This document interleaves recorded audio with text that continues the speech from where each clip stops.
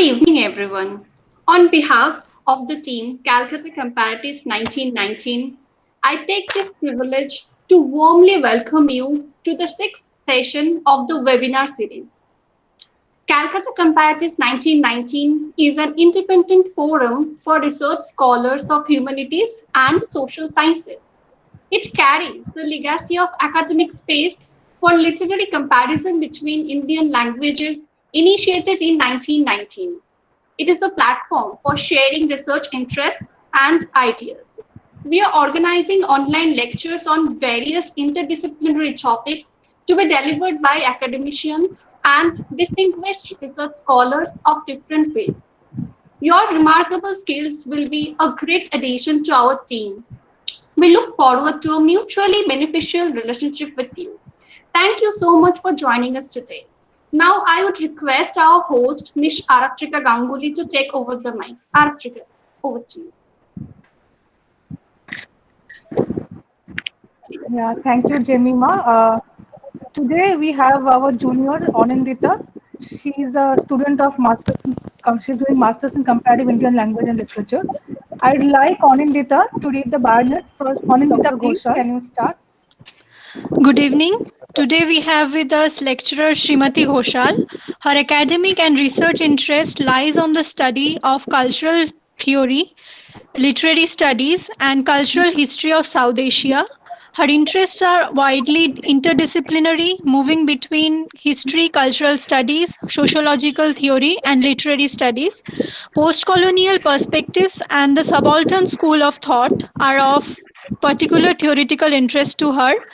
Apart from these, three specific areas of her interest are material and book histories, including history and socio-political impact of print and specifically caricature, food histories and culinary histories, and legal systems as a colonial continuity in present-day South Asia. Her MPhil dissertation at the University of Cambridge was focused on the caricatures of R.K. Laxman, studying his common man caricatures to understand middle-class political dominance and marginalization in post-independent India.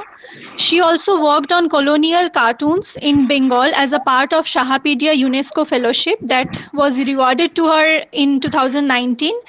At present, she is teaching colonial legal history at the Jindal Global Law School. I would now request her to speak on the topic caricaturing the middle class dominance and political marginalization in caricatures of R.K. Lakshman.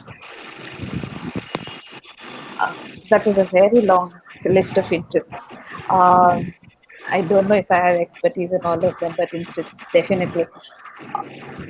So, and I have ended up with the most boring of them, that is the legal history of colonialism. So, I am a scholar of colonialism and post-colonial history, so to speak, mostly. And so when I started studying colonial studies and colonial history and approaching it interdisciplinarily, because I began as an English scholar in presidency a little earlier, I see that caricature has always been a very important part of our political movements, right from the colonial times. And that is how I ended up with two caricature projects over the last 1 year. And it has been a wonderful journey, given that just the topic that you're working in then makes it very, very fun to just watch. So your primary material is cartoons, and you're having fun watching people poke fun at other people. That says a vast deal about me. But having said that, I think that is how I began my work in caricature. But there are other considerations.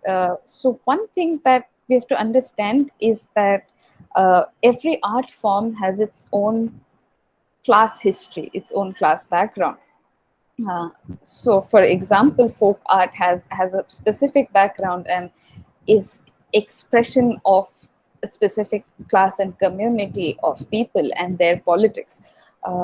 Caricature, incidentally, though thought of as a very, very resisting kind of work, body of work, it is very interesting to note that it is actually very middle class in nature. And as I progressed through shifting through my materials and seeing caricature from across the world, this is one thing that gradually started taking hold of me.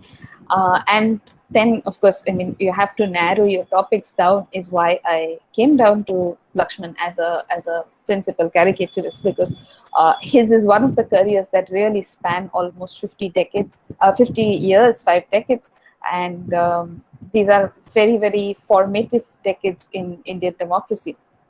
So it is easy to study how politics gets influenced by Laxman, uh, by caricaturists in general, but using Laxman because he is obviously a very long term. His tenureship with the Times of India is very long term, and the circulation of Times of India also increases around this time, which is another thing that we have to keep in mind. And please understand, caricature, especially political caricature of the kind that Laxman is making at this point of time, is read specifically alongside the news, everyday news. So it is a way of consuming headlines. I don't know if most of us today have a newspaper reading practice, given that our news comes all on apps and social media. But the people who read newspapers generally skim through headlines, not really reading through the whole text. And Lakshman's cartoons on the top right corner of the Times of India every morning was almost as much a headline. So, what it said, and more importantly, what it left out, is something that makes the nation think in a particular way and leave out and not think in a number of other ways. So yeah, that is how I ended up with the topic. Uh, a couple of other works that really need mention before I go into my own work is an anthropological work by one of my dear friends, Ritu Gairola Khanduri, Shruti's assistant. Sorry.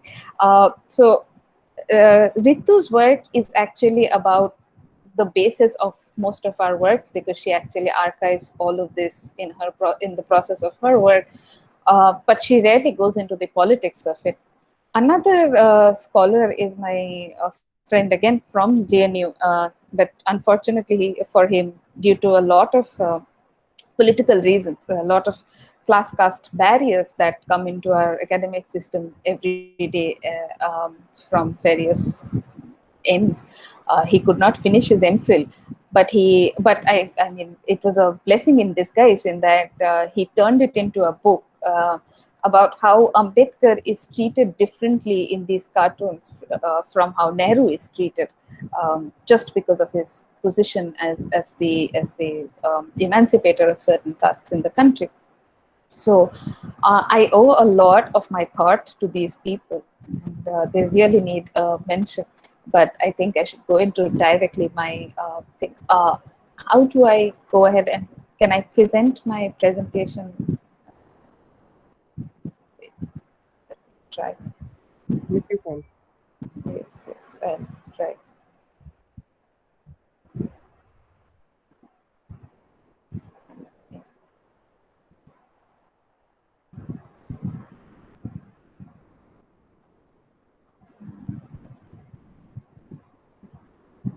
This one.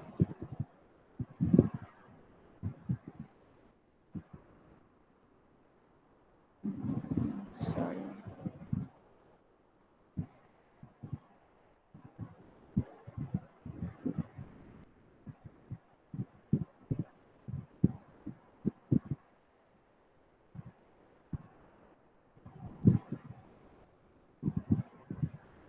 Yeah. Can you guys see the screen now? Yes, it's visible. Yes. So, start.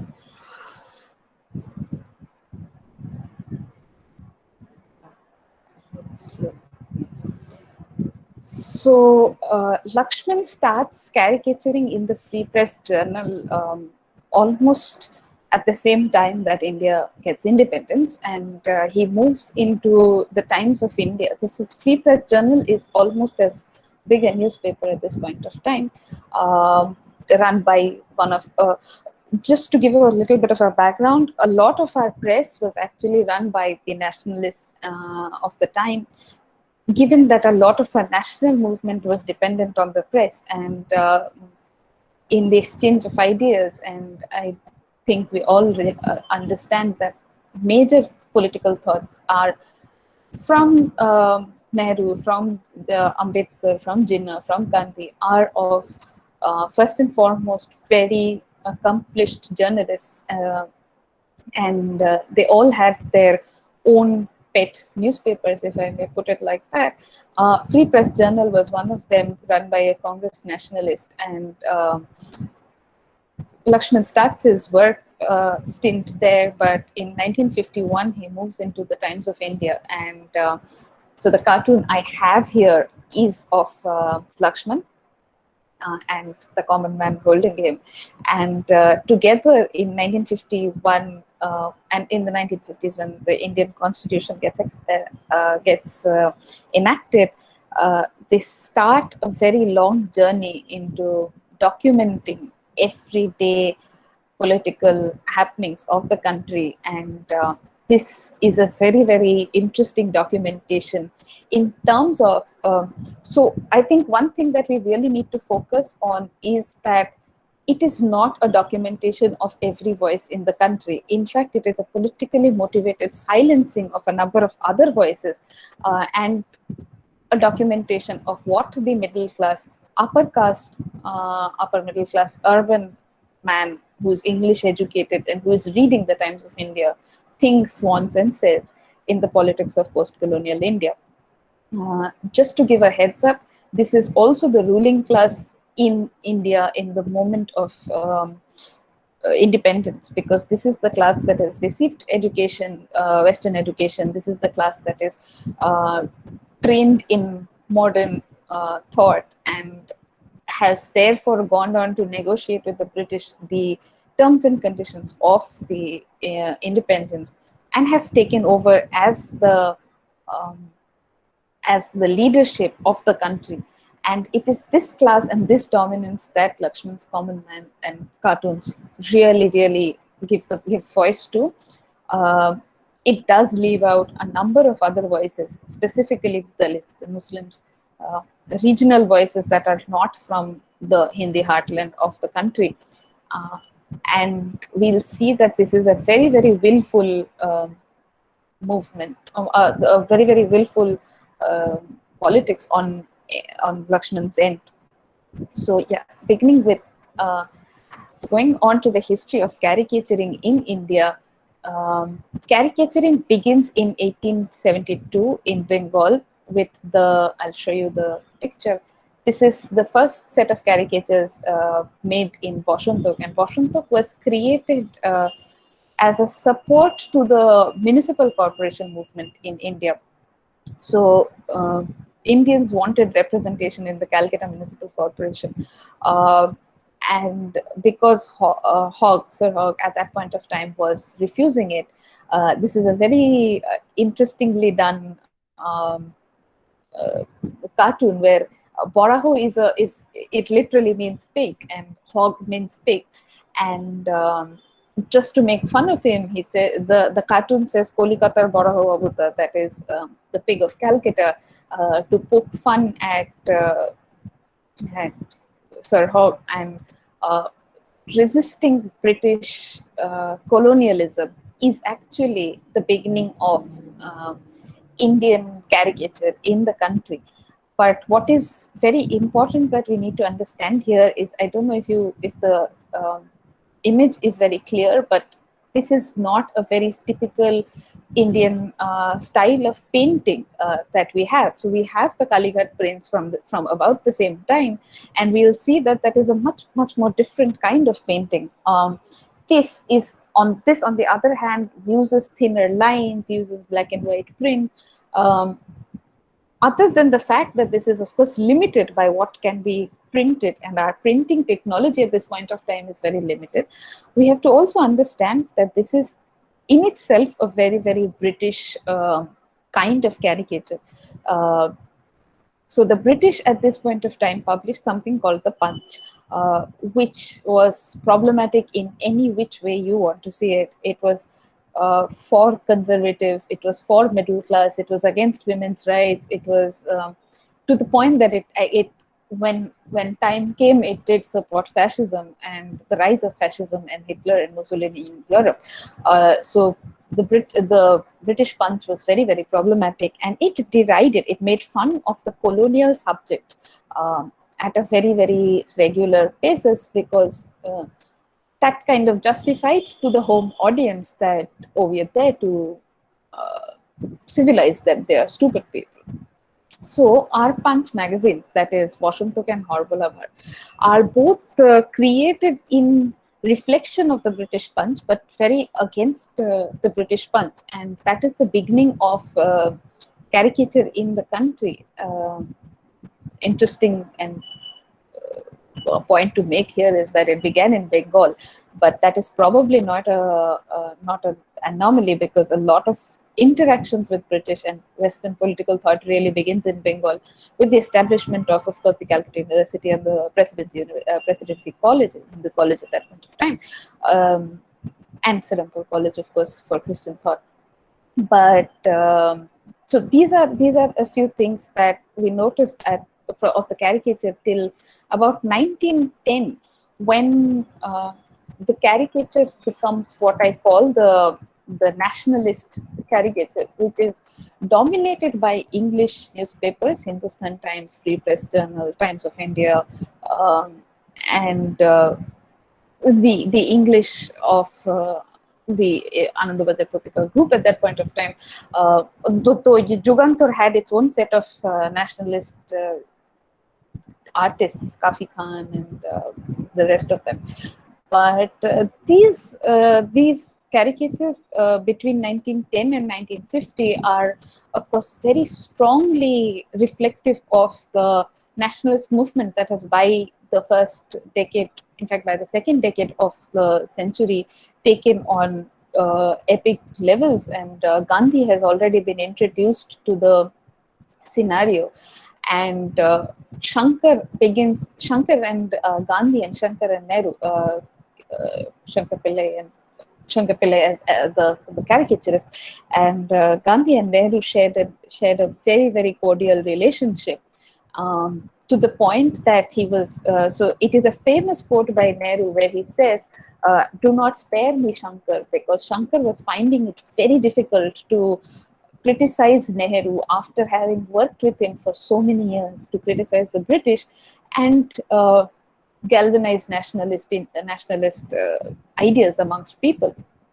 So he was having a really difficult time criticizing Nehru as the head of the state in the early years of independence.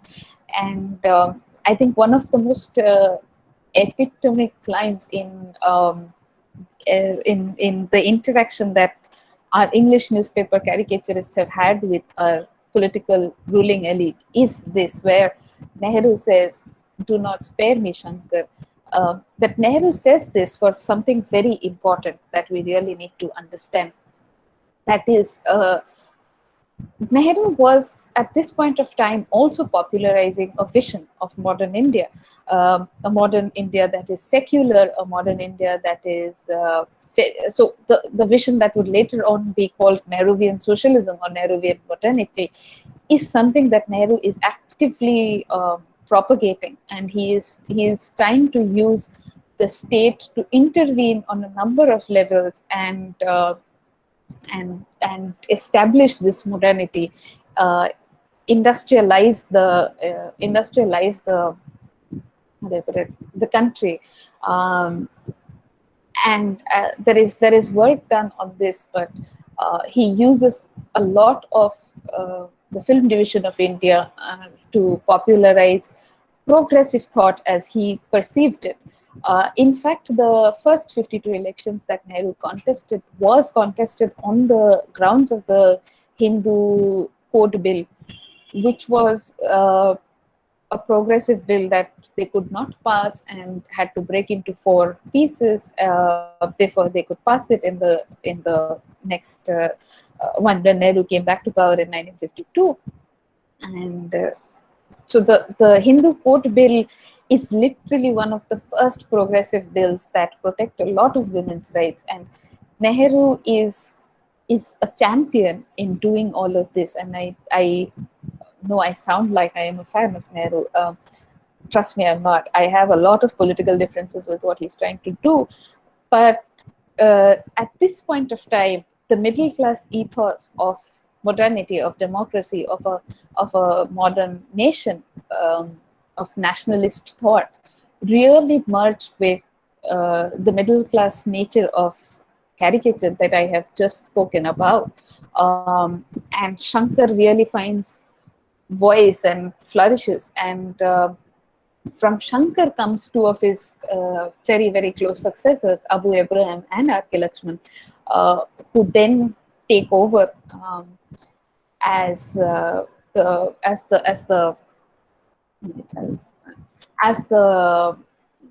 changes in as the political changes start surfacing in the country. We see a number of governments change. We see emergency, and all through between 1950 and 1990. And 1990 is then a watershed moment between 89 and 91, really, not 1990 as a specific year, but those 3 years is a watershed moment that then launches us into the neoliberal times on one hand, which is what these caricaturists then go on to appreciate. But also, 1990s marked the beginning of marginalized assertion, in the sense that with the implementation of the Mandal Commission report, with the implementation of with the rise of parties like SP and BSP and RJD in Bihar, in the Hindi heartland, where Congress has enjoyed dominance for all this time, regional parties in southern India, in Maharashtra, in West Bengal, rise to prominence. West Bengal has had some years of leftist governance by then. And also, another very important point is secularism as the accepted principle then gets questioned, because there is a marked rise of Hindutva in the 1990s, especially post-Babri as a scenario. So 1990s onwards, this attitude slightly changes, and we see the politics become much more sharper. But till before that, between 1950s and 1990, the model of Nehruvian socialism, the model of a modern secular state that is driven by its middle class, that is driven by its urban agenda, is what dominates the common man cartoons. There are only two things that are very that the common man really criticizes during these years between 50 and 90. It is not even highly critical of Indira Gandhi when she declares the emergency. In fact, a lot of things like so the two things that it does criticize are corruption and lack of development. So the Nehruvian project of development is taken very, very seriously. And the project of development is a political project, as we all understand. And the lack of that, and the inefficiency and the corruption in the system, the red tapeism of the bureaucracy, are criticized regularly in Laxman. So Laxman's jokes are always limited to infrastructure, to rather the lack of infrastructure, to corruption, to the mantri who comes every 5 years to his electorate and does not really look at the electorate for the rest of the 5 years. These are more or less the criticism that he has to offer. What we have to understand is this criticism comes from a very urban middle class positionality, and um, only much later do we really find. So when the economy is liberalized and a lot of this of this license raj, as the bureaucratic red tapeism had come to be called, is removed, Lakshman really celebrates it, and Lakshman celebrates in the cluster of things that happen in 90s, the Dalit assertion, the regional assertion, the left wing assertion, if we may call it that, um, the rise of vernaculars in newspapers, because the newspaper now goes to panchayats, and panchayat is as a concept started. Among all these things that happen in the 90s, Lakshman chooses to focus on the liberalization of the economy and how that that helps the middle class and its consumerist nature. So that is the second half of this work. And just still before that, his criticism is repeatedly to establish a developed modern state. When I say a developed and a modern state, please understand that they sound like that's like the ideal thing to have happened.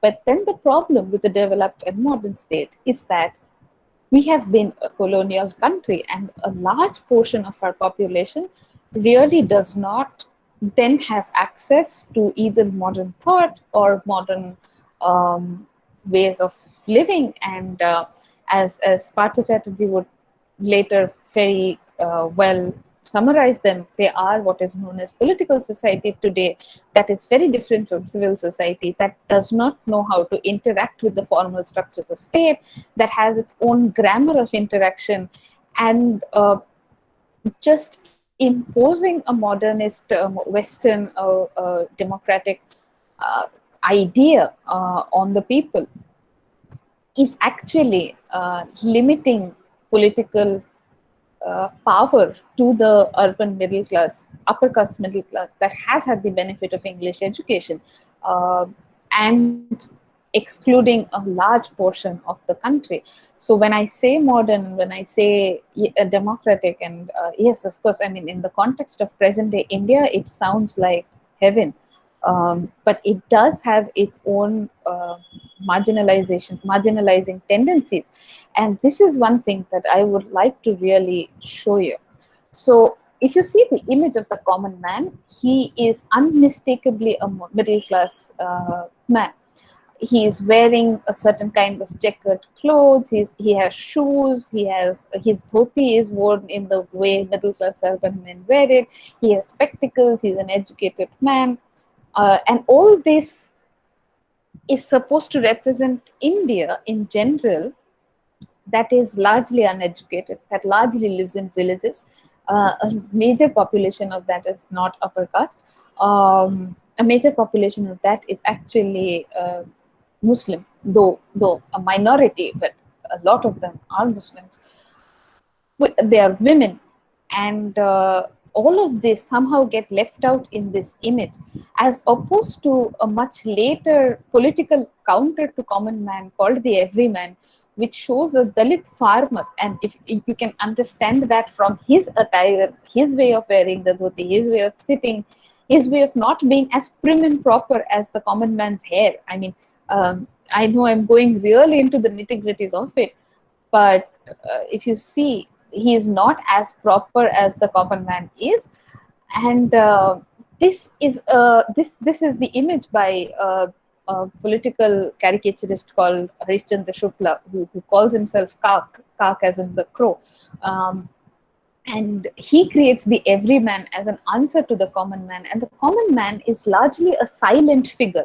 He is bewildered. He is found in government offices, in various around mantris, in villages. He's ubiquitous. He can be anywhere, but he does not make a comment.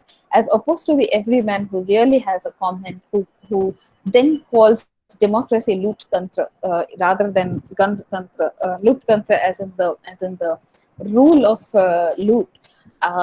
is a very interesting answer that Kak has later to provide. But before this, and this is only a 1989 creation by Kak, but for 40 years between 1950 and 1990, the common man claims to be a value neutral representative of millions of Indians. But what he is actually a representative of the urban middle class ruling section, which is predominantly Hindu, predominantly upper caste, and English educated. Now, what is then the contradiction between the two? I don't know if you have. So if you read through the cartoons, the one thing that emerges is the strength of the political discourse. When I say, oh, the cartoons created middle class ruling, like they created the middle class ruling elite, and oh, they marginalized the Dalit and the Muslim and the woman and the other regional forces. It is a little unlikely. It is a little you don't you won't want to believe that, oh, a small cartoon in one newspaper every day really creates such political impact. It is not one small cartoon in a newspaper. It is a large discussion around the two terms common man and vote bank. So every time the term common man comes up as a word in the English media, in fact, Aam Aadmi in the Hindi media and Southern Tanush in the Bengali media, as far as I can read, these are the only languages I can read, which is sad. But every time these words come up, we notice that they have essentially economic leanings. They try to forget the cultural or the social identity of the person, and they go into the economic leaning and say, oh, the common man wants price rise to stop, or the common man wants tax benefits, or the common man wants cheaper goods, less inflation. These are specifically economic concerns, and somehow in the modernist Nehruvian thought that I was talking about, economic and modern are conflated together, and consumerism is a part of that, as opposed to the pre-modern identities that we have. The pre-modern identities of Muslims, the pre-modern identities of Dalits, the pre-modern identities of certain regionally weaker sections of the country are absolutely forgotten, are absolutely treated with disdain and not thought of as a part of modernity. And that is a problem, because if you do not account for these identities and the social handicap that they come with, so after, due to years and years of oppression, especially during the colonial times, very little is available about before the colonial times.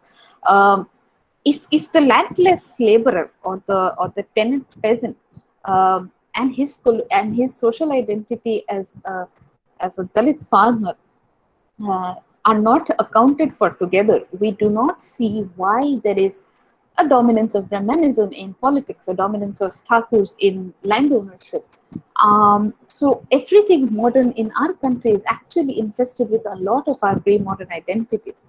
And just to whitewash these identities is a problem, is a political move to not allow these identities to then break into political power and transform the system politically.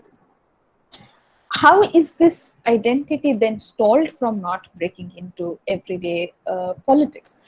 The term is vote bank that has been used for as long as these identities have assumed a certain amount of how do you put it, has asserted themselves in politics. So vote bank is a term that was coined by M. Srinivas much earlier, in fact in the 1950s. But when he did it as a sociologist, he meant something very different. Today we use the vote bank in terms of, oh, the Muslim vote bank, or the Dalit vote bank for SP in Uttar Pradesh, or BSP in Uttar Pradesh. Or we use the Yadav vote bank for RJD in Bihar. The linking of social identities to vote banks and to something that is then created to be detrimental to politics, that these identities will assert themselves in modern politics is something that is repeatedly thought of as detrimental. When leaders cater to these identities, we say, oh, they are pandering to the vote bank, instead of saying, oh, maybe they are empowering or that kind of things. We have just generally at present a very negative connotation of the term vote bank, as opposed to the term common man, which is a much more economic term that is surrounded around progress, around tax benefits, around infrastructure and development. And we think of all of this as progressive. So just going through Laxman's cartoons then tell us that there is a sharp divide between the two.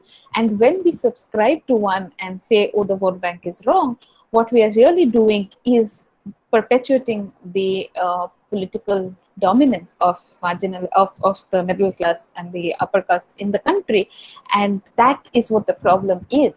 And the cartoons do not really then question what is the problem with our political system.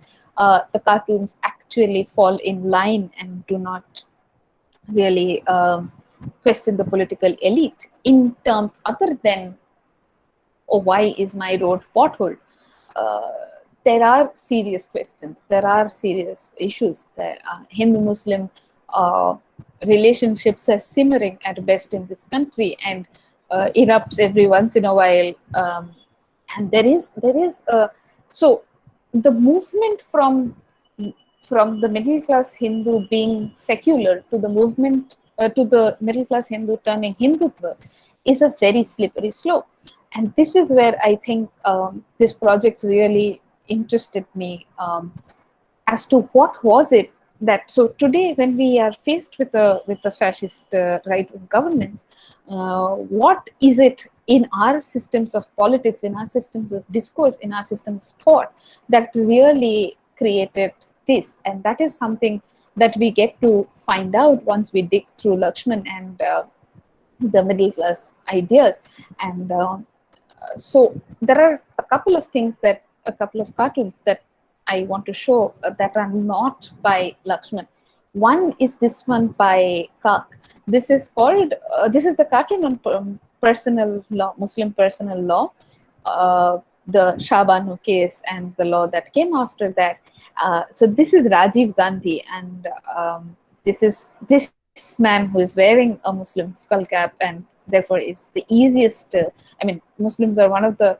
There is theory that Muslims are one of the most violently depicted in social identities across the world, and definitely in India. And the easy marker to that is the skull cap. So he is called the Muslim vote bank, as you can see, Muslim vote. And Rajiv Gandhi is hiding under a burqa and is towing the line. So I don't know if you see what the problem is in the way we perceive our caricatures, in the way our caricatures perceive our politics. But and of course there is a problem there. There is a problem in not implementing the Muslim personal laws after the Shabanu case. But that is more because the Muslim women fought for their rights, and Rajiv Gandhi went back on his promise there, rather than the fact that that Rajiv Gandhi was catering to a vote bank. To just stereotype a particular identity as a vote bank is very interesting. The other cartoon is by Bal Thackeray, another. Later, he goes on to be outrightly right-wing and outrightly Hindutva, as I was telling you, that it is a very slippery slope. But this cartoon is from Bal Thackeray's days in the Free Press Journal, and it is about Bombay municipal elections. And this shows one minister saying, and the minister looks like a Congress minister of those times, saying, "I'll sweep the road." And this is another person saying, in who is apparently opposition, saying, I oppose that you sweep the road. Let's look at the image for a minute. Sweeping the road is one of the middle class need, is a depiction of the middle class need for infrastructure for a developed modern country. If you notice who is the one opposing it, I don't know, because it might be my fancy and it might be my influence of reading Shyam's book over and over, but this looks like Ambedkar. In 1950s, Ambedkar is one of the most vocal opponents in the government, especially the Constituent Assembly, as the law minister of the assembly. Mostly because of the Hindu code bill, and he is not willing to make the smaller compromises that Nehru is asking for, and he leaves the cabinet after the differences get really problematic. But here is a man who's actually trying to assert his social identity and then annihilate it, if I may use his own words, to annihilate caste from the country, to not sweep it under the carpet as Laxman wants to do it, as Nehru wants to do it, as modernity wants to do it, to not disown and say, oh, it doesn't exist, we are now a modern nation. He says it exists and we need to do things to change that. We need to do things to develop it, and that is then caricatured in the form of, oh, he opposes everything that he does. And these are very interesting parts. Coming to the regions, regional politics, and this is Laxman's cartoon, by the way. Unlike the other two, this is really Laxman's cartoon.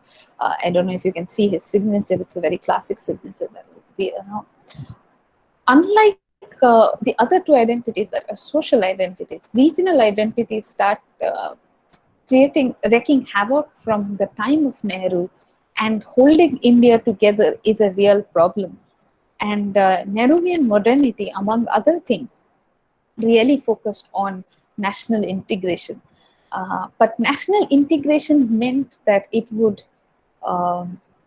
alienate a huge set of populations in the north of India, in Kashmir, and in the east of India, the northeast of India, especially the kind of prejudices we would see even 70 years after independence today is the kind of prejudice that they would create at this point of time by forcibly having these brought under them. And of course, I mean, we just saw the debacle that happened in Kashmir, and ASPA has been implemented and has been left unmatched for years in all of the Northeast too, uncontested for years in all of the Northeast.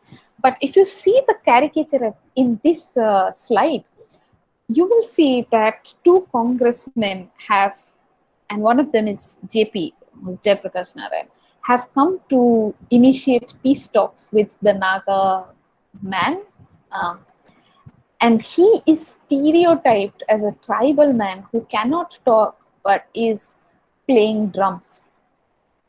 That is the kind of stereotype, that is the kind of treatment that our parts of our population that did not fit into modernity were to receive, and that is the kind of treatment that then created all the trouble in the world. So yes, this is how the regions were treated. And there is another cartoon. So I mean, I had to go through about, Laxman created, I think, much more, but I could only go through about 12 to 13,000 cartoons in the last 9 months. And among the, and of course I can't share them all with you, but feel free to reach out to me should you really need them. So Laxman created another cartoon where he spoke of Jayalalitha and DMK and the other regional forces, Lalu Prasad included, as pests. But this is a post-90s moment when Laxman thinks that liberalization has happened in India. Indian middle class has now opened itself up to the consuming goods from across the world. It can wear its Levi's jeans and it can wear its Levi's jeans and it can watch color television. Therefore, what it wants to do is not get caught up in regional politics. It wants to not get caught up in Hindutva politics. It wants to move forward in this imaginary idea of development that takes very little note of what the social conditions of the country are at present, or what the social divide is. And the divide is so huge.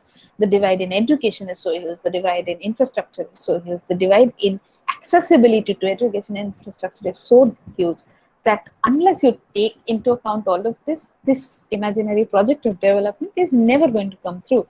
But then somehow there is a need to sweep all of that under the carpet and move ahead. So what of Hindutva then? How does Laxman treat Hindutva? As a majoritarian force, one of the progressive contents of Laxman's caricatures is that he is strongly against the notion of Hindutva or Hindu Raj as people start pushing from the very beginning of independence. So this is the caricature that he makes on the Hindu Code Bill. Nehru is trying to offer New India a softer bed to sleep on. And this man, he is the same that then contested Nehru in the 1952 elections. I mean, it's rather stupid to really want to take up that kind of a contest in 1952. But this man is anti-Hindu Code Bill, and he says, we don't want any of your newfangled ideas. Newfangled ideas referring to Western modern thought. Obviously, Laxman is against Hindutva. He wants a secular state. But why does he want a secular state? Is it because he wants Muslim rights protected? Is it because he wants the minorities, in fact, the Dalits in the country, protected? I don't think so. In a much later cartoon, after the demolition of the Babri Masjid, you will see this is the common man and this is Mrs. Common Man, maybe the common woman. I don't know. So, and she is much more vocal than he is, and she says, "I don't know when they will. I don't know if they will ever get a chance to build the nation because they are stuck building mosques and temples." Somehow, in this entire image, you will not find one Muslim feature in any of these people. There is no representation. The image is of two common men who have only to do with building the nation in terms of development and in terms of national integrity. That they are willing to really overlook this entire thing and say, so his need for secularism is his need for modernity, his need for middle class dominance. It is not a need to address long-term oppression by one community over another. And interestingly, at this point of time, he thinks, especially this is the 90s, when liberalization has opened up our economy and we are supposed to be moving really fast and really forward. He thinks that Hindu-Muslim debates are holding up the country from being built up.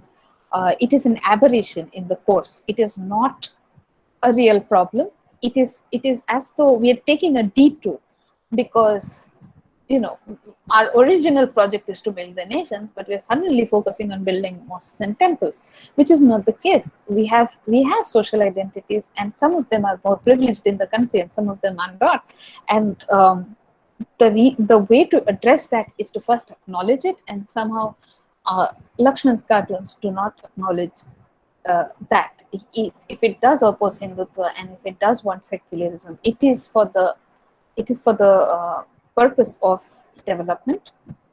And that brings me to what I would later call the common man economics that is surrounding around development and corruption. So let me first explain the three panels. On the leftmost is a cartoon by Laxman himself. Again, the common woman is watching, and this is the bureaucracy using Air India to travel. And this is Air India's mascot, the Maharaja, who is begging for alms. And this is Air Deccan, as it launches one of the first cheap airlines in the country. It used Lakshman's common man as its mascot, very, very markedly against the Maharaja or the bureaucrat. So if the common man stood against the Maharaja, it is because the Maharaja is today a bureaucrat from the license Raj. And the next cartoon Lakshman makes is of the plane crashing on the Maharaja because Air Deccan has taken up the business. This is a very, very important set of panels because there are three things that we understand at any given time during the post-90s moment, which is the last part of our of the period that we are discussing, post-liberalization. Lakshman is all pro-liberalization, and he thinks that PSUs, that is public sector units like Air India, is a problem. Is a drain on the taxpayers' money, and is facilitating a section to live a corrupt lifestyle. Once private airlines like Deccan start becoming popular, and Deccan is the touchstone of how liberalization changes lifestyle for the middle class.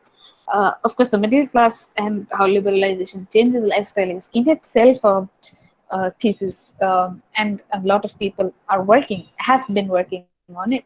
But the crux of whatever has been studied is the middle class can now become a consumer, has options and has competition. So today, if you try to fly between Indigo and Spice, you will get one of the best services that you will not get Air India. But just that competition then increases services. So liberalization has often been concluded as a boon for the middle class in the country, and guess where it finds its most vocal support? It finds its most vocal support in Lakshman, in his cartoons, so much so that the one enterprise that epitomized the entire economic change that happened really then uses the common man as its mascot. The other aspect that liberalization really targets is corruption. So when it is a question of license Raj, when it is a question of bureaucracy, corruption is how everyday people deal with the state. It is what they face on an everyday level, on an everyday basis, and it is their understanding, their situated understanding of the state is dependent on how corrupt the person that you're going to for a signature, for a form, for posting a letter, as simple as posting a letter sometimes is. And corruption then becomes a very, very middle class issue.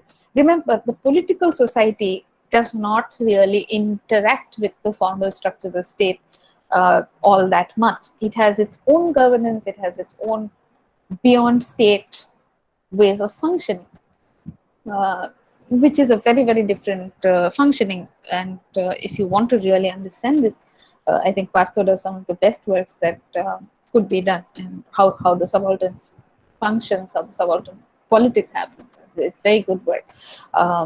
It's called The Politics of the Governed and Lineages of Political Society, and very, very holistic work. But who are the people who are interacting on an everyday basis with the state? It is the middle class. It is the class that is educated. It is the class that has a stake in politics, in state, in ruling elite. And this concept of corruption and being fed up with corruption then bursts forth in the India Against Corruption movement in 2011. Interestingly, the party that emerges out of it is called Aam Aadmi Party or the Common Man's Party. Uh, and the party at that point of time, there are a few things that I noticed in my research in this phase. One is that the party is expressly refused to make statements that have anything to do with social identity of its voter, to the point that when Delhi was in uproar very recently in the CA movement and the riots happened, most of the Aam Aadmi Party remained absolutely silent in the matter, in the politics. Uh, Whereas even the Congress would come out and really make a couple of statements, incompetent as the leadership is today. But the Aam Aadmi Party, with a very competent leadership, kept quiet. It is not keeping quiet by mistake. In the very initial years of the formation of the party, leaders like Yogendra Yadav said, "We are not looking at social identity. We are looking at water and bijli and housing and other economic concerns and infrastructure concerns that are related to the common man in general." So, uh, literally, the anti-corruption movement was a middle class movement in Delhi, and the obsession of Laxman's common man as a character is something that really inspires that movement, and a number of people have actually made studies on that. On the flip side, uh, people belonging from marginalized backgrounds, from Dalit sections, from OBC sections, especially OBCs, really opposed to the India Against Corruption movement. And that is because what the movement was really trying to constitute was yet another law enforcing body. Now, law enforcement in the country is widely biased, is widely against the Dalit and against the poor and against political society in general.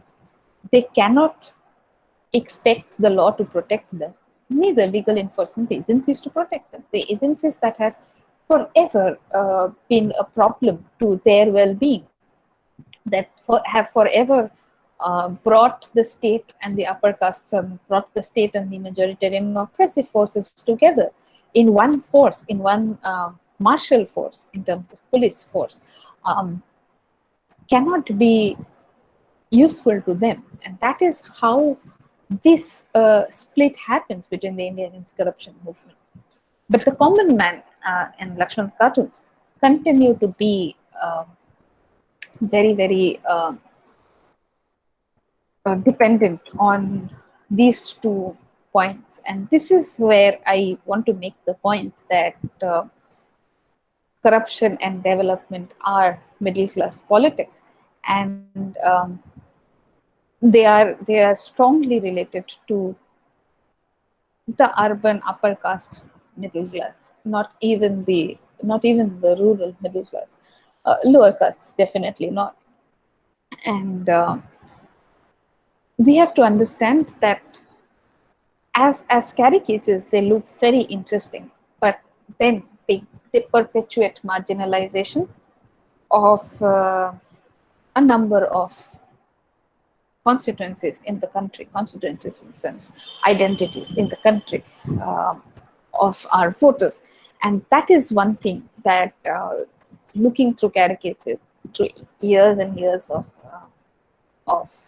caricature that Lakshman does, that other cartoonists do, that we can figure that this is the middle class way of perpetuating their own dominance and marginalizing other voices, even in moments like 89, when the other voices really break through in politics, really rise to political power, when Lalu starts gaining prominence, when RJD starts gaining prominence, and all of this, of course, comes from the JP movement, the Jayaprakash Narayan's movement. Even in that moment, what they tend to do is say, oh no, this is vote bank and therefore this is illegitimate. Only legitimate politics is that of the common man, and the common man is not value neutral, it's not representative of all of India, but of a particular section of society. Uh, but that clearly leaves us with a gloomy picture of what caricaturing in India is concerned is doing. I have to disagree there. The caricaturists we were now, till now talking about, Shankar, Abu Ibrahim, and Laxman, or even the one image that I showed of Bal Thackeray, are all caricaturists in English newspapers who have as their primary audience the the middle class. And if we move into the vernaculars, the cheeky vernaculars, including Ka actually calls himself a crow because he is scavenging the backyards of our democracy. He is scavenging the problematic sections of our democracy. If we see, so Harishchandra Shukla is a Hindi cartoonist. A lot of Malayali cartoonists who worked in Mathrubhumi, Bengali cartoonists, including Chondi Lahiri himself, um, Sufi as a cartoonist, but Sufi has very, very strong left leanings. In fact, Sufi is a member of the Communist Party, and his left leanings actually lead him to lose his job. So, Bengali cartoonists, they're all really questioning a lot of these social identities that I have been talking about. One very important person in this tricky political maze is Bal Thackeray. Bal Thackeray rises to power with asserting regional identities that are non-Hindi and non-Tamil Brahmin identity. The Tamil Brahmin identity, today we think of it as, he was against Tamils, but he was against Tamils taking over the leadership positions. And who are these people again? They are the middle class that has been taught in Western thought under the Madras presidency, if I may put it very simplistically.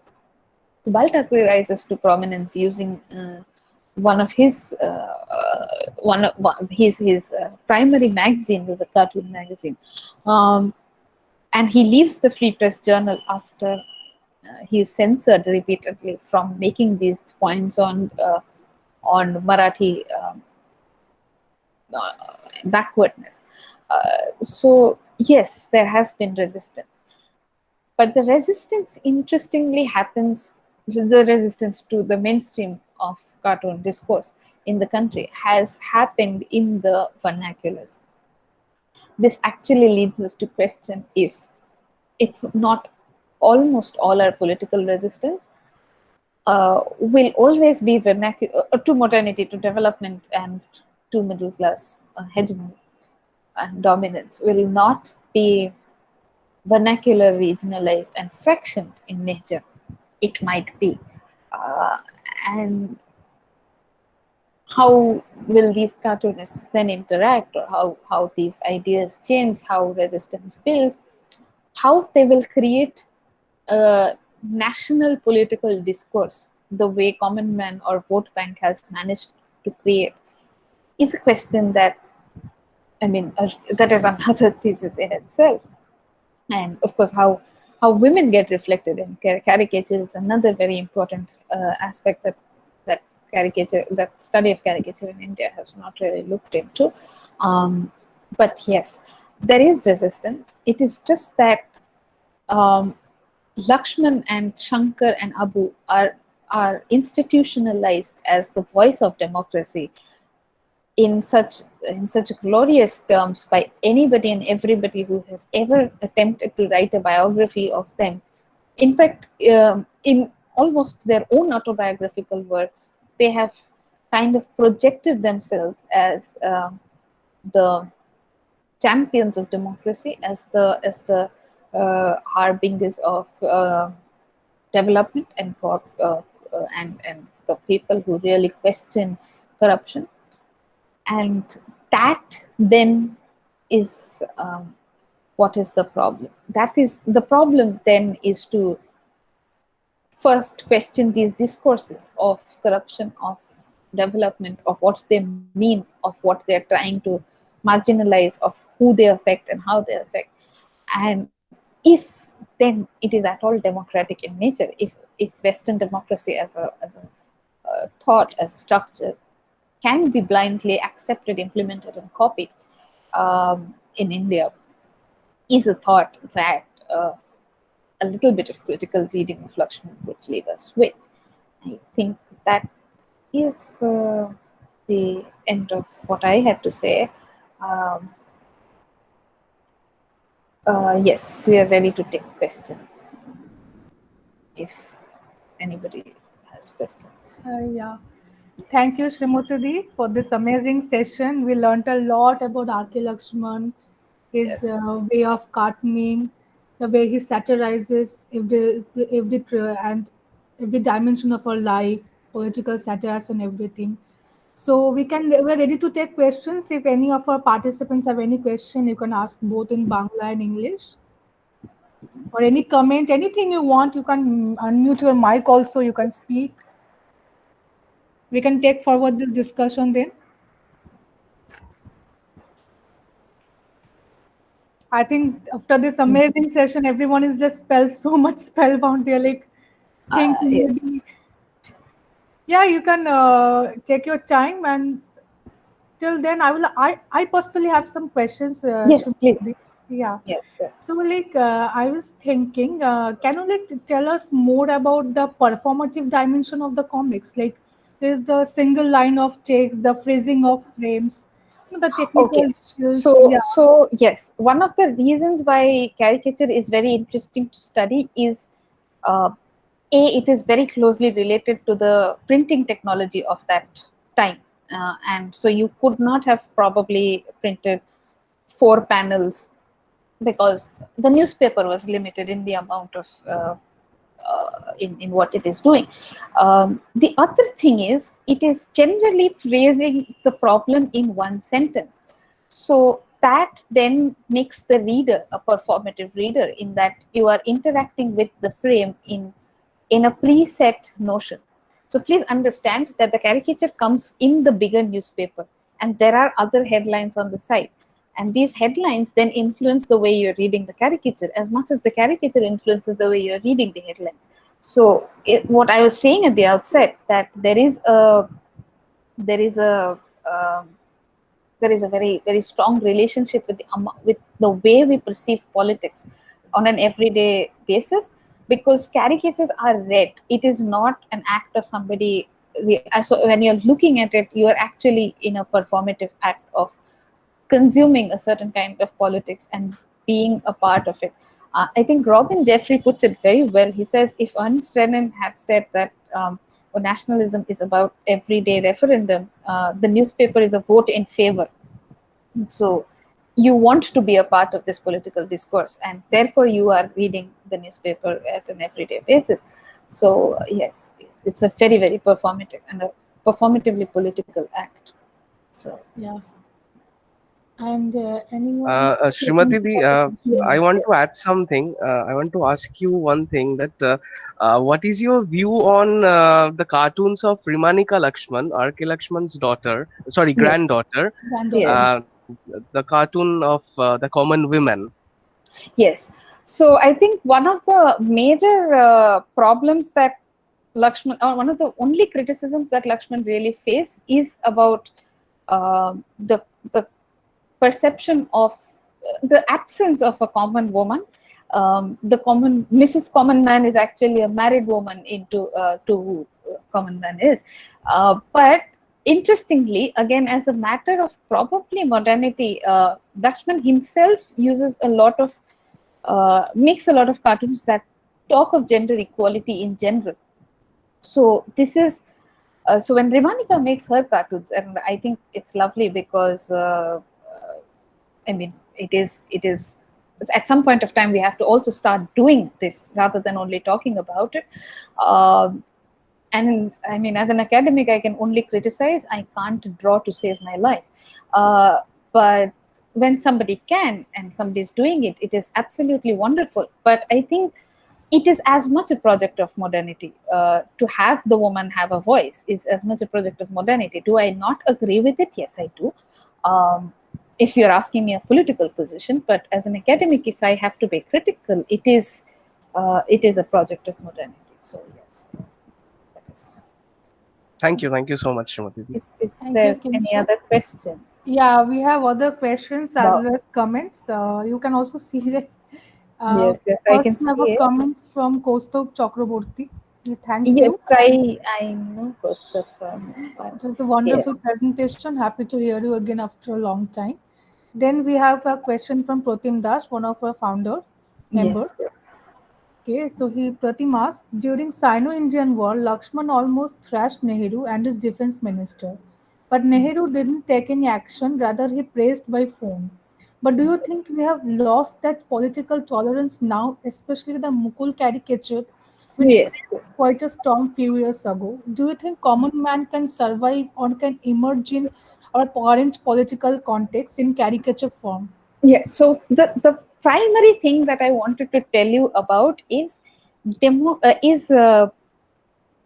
caricaturist questioning Nehru is actually feeding into Nehru's project of democracy. Democracy, please understand, is a project of Nehruvian modernity, is a project of Nehruvian socialism. And to have someone that can question authority then is a touchstone of that project, right? It is the marker that, oh, we have built a very strong democracy. So no political scientist worth his salt at the point of at the moment of independence of India really believed that we would survive as a democracy, that we did survive for so long, is because Nehru, as a leader at that point of time, other than building a set of very, very strong institutions, which are just collapsing at present, I mean, with the Supreme Court and the Prashant case being the one of the last ones, other than building a lot of institutions, actually also built an ethos of what is democracy and how democracy functions.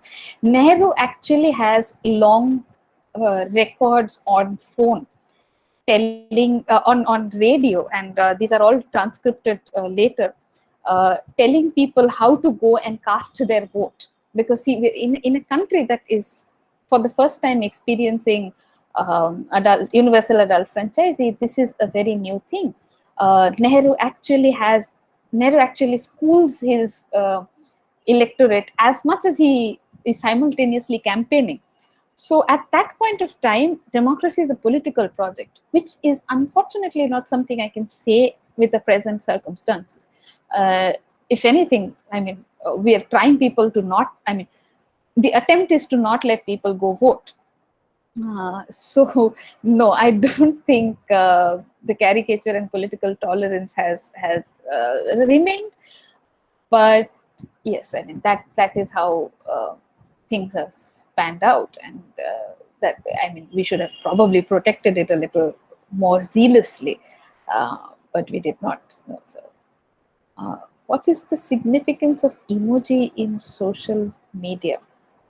Okay, very interesting question. I am not an expert on either social media or emojis, but my understanding of your question is that you're trying to talk in terms of what we call the new media today, which is the internet-based media. And yes, it does help us explain what we're trying to say, but again, it is political in that it limits interpretations to exactly what we are trying to say, which is then also leaving out what the other interpretations can be. I hope this helps, but I'm not very sure I'm the right person to ask this question. Yes, I think we're done. One more thing, Srimati Di. Yes, yes, yes. Aratika, may I? Yes, go on. Okay, one more thing, Srimati Di. If I'm not wrong, Bal Thackeray has Yes, started his career as a cartoonist, right? yes, yes. And As the he president. launched the cartoon weekly Marmik with his brother. Much So later, yes, much later, right? Yeah. much later, yes. In 1960s, I In 1960s. So once he okay. starts his, actually, I mean, Marmik is the launch of his political project of Right, right. I was just the about to ask emancipation of that the thing. Marathi What's Mans. your view on Bal Thakre's cartoons? Okay, so Bal Thackeray is a very interesting case and a very slippery one in my otherwise very neat boxing that I have done for you. Uh, so Bal Thackeray starts in the English press and is as much, so he has a character called Kakaji who looks exactly like the common man. I have an image of Kakaji, but I mean I can personally send it to you later. So Bal Thackeray has his version of the common man called the Kakaji, who is a Marathi middle class man who looks like the Lalas in Maharashtra. So Lala is a moneylender class, and moneylenders in Maharashtra under the Layatwari system is actually the middle class that interacted with the British. And then later on went on to become what today is the Bombay's business district, Nariman Point, and almost all of it is owned by this class today, even today. And somehow money just begets money. But the point is, he had his own middle class character, but as with the and with 1960s, I think George Fernandez is at this point of time also really putting together the railway unions movement in Maharashtra. So there is a very strong left presence in Maharashtra. And George Fernandez, I think you know, later goes on to Bihar and joins the JP movement.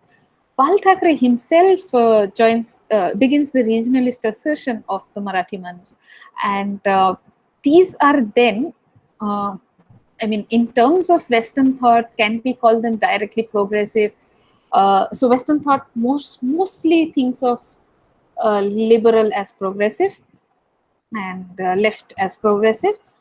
We cannot really call them that, but in their own ways, these are assertions of identities that have felt oppressed at some point of time.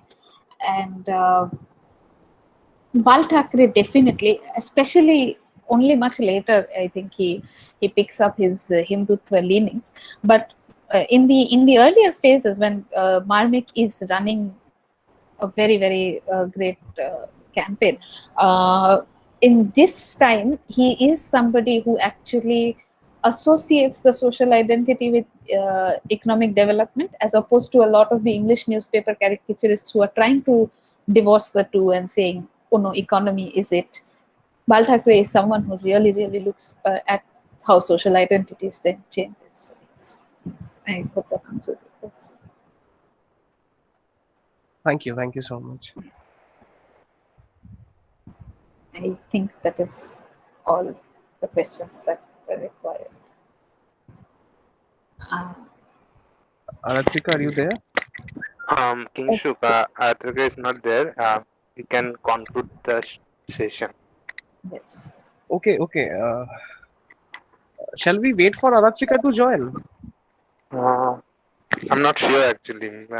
Okay, Okay, then you I can. conclude. Protim, you conclude. Okay. Okay. Thank you, Srimati Di, on behalf of My Calcutta pleasure. Comparatists 1919 for such a wonderful presentation and deliberation. We're really glad that you have agreed to come here and present such a My wonderful pleasure lecture. entirely. I guess Aratrika is here. So, Aratrika, Yeah, can yeah. you I'm just very go? sorry for the network connection problem. Okay, okay. Yeah. Yeah. So I think we don't have any more questions now. But if anybody has any last comments or anything they wants to discuss, you can do it. Anybody? And or you can feel free to mail me later. Yeah, and I think Jemima has one question. Okay. I Yeah. wanted to know what's your take on the issue that space assigned to cartoons has shifted to cricket, crime, and cinema cartoons. In fact, Laxman makes a lot of cartoons on cricket and crime, though not so much on cinema, because cinema is, I don't think, such a accessible form of art at that point of time. But so these are again, see, cartoons. So I am only talking of political caricature as on a regular basis when I am saying development and corruption and all that. But on an everyday basis, cartoons actually come. I mean, the cartoonist has to send one cartoon per day, and he will not have a joke on a minister every day. So sometimes it is just India winning the World Cup. In fact, there is a whole compilation of caricatures where the common man watches cricket. That is literally the caricature that literally the anthology that Laxman later reproduces from all his caricatures. It is very interesting. But you have to understand that caricatures are a part of popular culture. So to really, I mean, like crime, like cinema, and like cricket, that has its own politics at an everyday basis, you can read the politics of caricature, but it is for mass consumption and it is for popular consumption. So, I mean, actually it will actually involve a lot of other entertainment and crisscross between the two. So yes, that is something that has been happening for a while. It is not new. I have focused on political caricatures. Maybe I should have given a disclaimer on the matter beforehand. But yes, he does it on an everyday basis too. So, I think, Srimati, there is. I think I saw somewhere there was a caricature on common man on some movie censorship. You have to ask the. Some people were saying that you yes. have to ask the Karni Sena and BJP. It kind of Uh, reflects the Padmavat stance today. I mean, it just reminded me of yeah. that. Yes, so he will do it every once in a while, and I am Yeah, looking at only the greater political trajectories, because 50 years is yeah, a yeah, lot of yeah, yeah, time, yeah, yeah, exactly. and you have to kind of then narrow down as to what you're really looking for. Where can you find faults? That is what academics do all the time. I don't know why, but we Yeah. find faults with other creative people. That is our pursuit. So yeah, I was looking at a very very specific niche, but he does comment on it on a very everyday basis on what is happening in films, what is happening, how film stars are coming every once in a while to a particular city and getting bogged down and all that. So yes, Yeah. that is there. Thank you once again for this amazing It session. was absolutely a pleasure. It was very interesting and just loved everything I about the really hope so. session. Thank you for joining us. So we'll just conclude it today. And Yes, also our next lecture will be updating our participants on our next one in our various social media platforms. So stay tuned. And thank you. thank you, Shrimati, once again. Good night.